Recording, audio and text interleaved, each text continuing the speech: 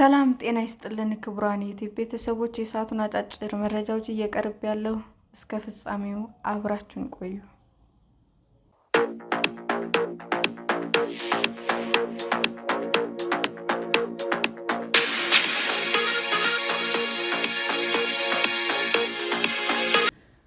ኢዜማ የሀገሪቱን የፖለቲካ ስርዓት እንዲቀየርና ከፍተኛው ስልጣንም ፕሬዝዳንት እንዲሆን የምክክር አጀንዳ አቀረበ።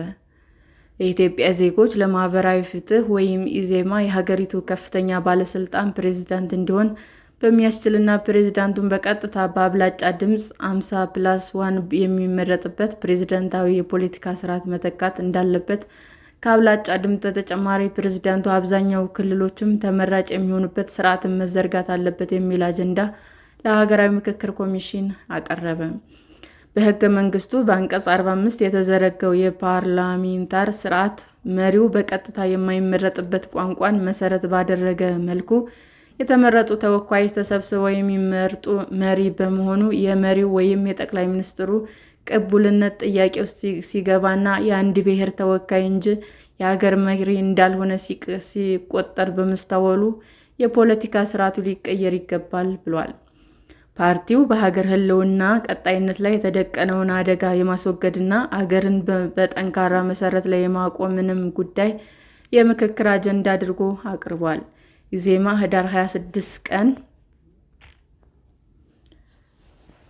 2018 ዓ.ም በ73 ገጽ ሀገራዊ ምክክር አጀንዳዎች መነሻ ሰነድ ለሀገራዊ ምክክር ኮሚሽን አስረክቧል።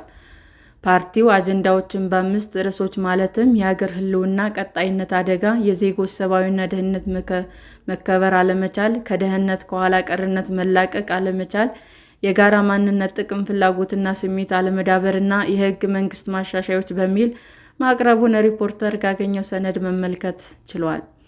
በሀገር ሕልውና ቀጣይነት ላይ የተደቀነውን አደጋ የማስወገድና አገርን በጠንካራ መሰረት ላይ የማቆም ጉዳይ ሀገራዊ ምክክር ከሌሎች ማናቸውም ጉዳዮች በላይ ቅድሚያ ሊሰጠው የሚገባ መሰረታዊ ጉዳይ ነው።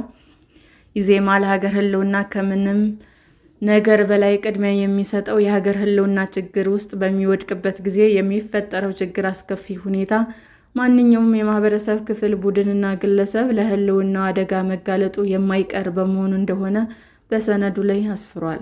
በአግባቡ አለመስተናገዳቸው የበርካታ ቅራኔና ግጭት መፍለቂያ በመሆኑ የሀገር ሕልውና ቀጣይነት አደጋ ውስጥ በመጣል የማናቸውም ባለድርሻዎች ደህንነት ለከፍተኛ አደጋ ያጋለጡትን ከዘርና ከሃይማኖት ብዙሃነት የሚነሱ የፍትሃዊ ጥያቄዎችን ለሀገር ሕልውና ቀጣይነት አደጋ በማይሆንበት ሁኔታ ማስተናገድ የሚችል ሀገራዊ የፖለቲካ ስርዓት መሰረት የሚጣልበትና ተጠናክሮ የሚቀጥልበት ሁኔታ ማመቻቸት በሚችሉ የመፍትሄ ሀሳቦች ላይ የጋራ ስምምነት ላይ መድረስ እንደሚገባ በሰነዱ ላይ ተገልጿል። በሀገራዊ ምክክሩ ላይ መነሳት ያለበት ሌላው ጉዳይ የዜጎች ሰብአዊና ዜግነታዊ ደህንነት ማስጠበቅ ያለመቻሉ ጉዳይ መሆኑ በሰነዱ ላይ ሰፍሯል። በመሆኑም በዜጎች ላይ የሚደርሰውን ሰብአዊ ጥቃት ለማስቆምና ሀገርን ከሕልውና አደጋ ለመታደግ ብሎም ሰላማዊና የተረጋጋ ሀገራዊ ሁኔታ እንዲኖር የፌዴራል መንግስት የደህንነት አካል ሰብአዊና ዜጋዊ መብቶችን ለማስከበርና ለማክበር ከፌዴራል መንግስት በታች ያሉ የክልል የደህንነት አካላት ሰብአዊና ዜጋዊ መብቶች አለማስከበር፣ የፌዴራልና ከፌዴራል በታች ያሉ የህግ አካላት ሰብአዊና ዜጋዊ መብቶች አለማስከበር፣ የሰብአዊ መብት ተከራካሪ አካላት፣ መገናኛ ብዙሃንና የሲቪል ማህበራት ሰብአዊና ዜጋዊ መብቶች ለማስከበር ያላቸው ዝግጁነት ዝቅተኛ መሆን፣ ጨርሶ አለመኖር፣ በአንዳንድ ሁኔታ ለመብቶች ጥሰት የመተባበር ችግር፣ የህግ ሰውነት የሌላኛው ኢመደበኛ የሆኑና የዘውግ መሰረት ያላቸው ነፍጥ ያነገቡ ፖለቲካ ነክ ወይም የውንብድና አደረጃጀቶች በብዛት መኖርና ይህንን ማስቆም አለመቻል አይነት ችግሮች በሀገራዊ ምክክር መሰረታዊ መፍትሄ ሊገኝላቸው እንደሚገባ ኢዜማ በሰነዱ አካቷል። ከመቼውም ዘመን ይልቅ ድህነትና ኋላ ቀርነት በአሁኑ ወቅት እንዳለንበት ዘመን የበርካታ ሀገራዊ አደጋዎች መፈልፈያና ተጠናክሮ መቀጠል ምክንያት ሆኖ አያውቅም ያለው ፓርቲው በዚህ ሊደረግ በታሰበው ሀገራዊ ምክክር ድህነትና ኋላ ቀርነት እንደ አንድ ጉዳይ መቅረብ አለበት ብሏል። በመሆኑም ከስርዓት ሀገርን ከድህነት ኋላ ቀርነት የማላቀቁን ሂደት በማስጀመር በተጓዳኝ የእኩልነትና የፍትህ ጥያቄዎችን በየደረጃው ለመመለስ መደረግ ያለበትን ጥረት የዘር ማንነትን መሰረታዊ መመዘኛ ያደረገውን የኢህአዴግ የአገዛዝ ስርዓት እጅግ አስቸጋሪ እንዲሆን በማድረግ ድህነቱና ኋላ ቀርነቱን ከቁጥጥር ውጭ ወጥቶ ለሀገር አለመረጋጋት ብሎም መበተን ምክንያት ከመሆኑ በፊት አገራዊ ምክክር ሊያያቸው ከሚገቡ ጉዳዮች መካከል አንዱ መሰረታዊ ጉዳይ ሊሆን እንደሚገባም በሰነዱ አመልክቷል።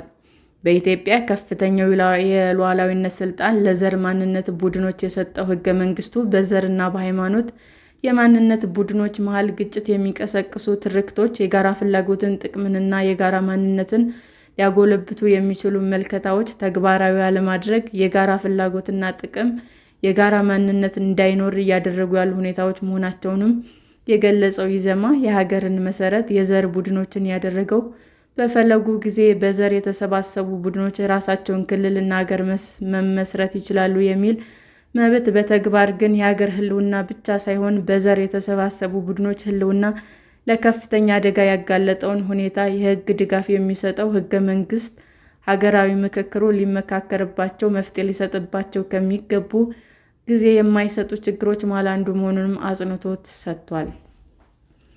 ኢዜማ እንደገለጸው ሕገ መንግስቱ በአንድ በኩል መሰረታዊ ማስተካከል የሚያስፈልጋቸው ለሀገራት ስብራት ምክንያት የሆኑ ድንጋጌዎች የያዘ፣ በሌላ በኩል ደግሞ እንዳሉ ጥቅም ላይ ሊውሉ የሚችሉ አንቀጾች ያሉበት ሰነድ ነው። ስለሆነም በአሁኑ ወቅት ኢትዮጵያ ካለችበት ሁኔታ፣ ከዓለም አቀፍ ሁኔታዎች እንዲሁም እስካሁን ከሕገ መንግስቱ ካገኘነው ተሞክሮ አንጻር ሊሻሻል፣ ዘመኑን በዋጀ መልኩ መሰረታዊ የሆነ እርማት ሊደረግለት እንደሚገባ ፓርቲው በሰነዱ ገልጿል።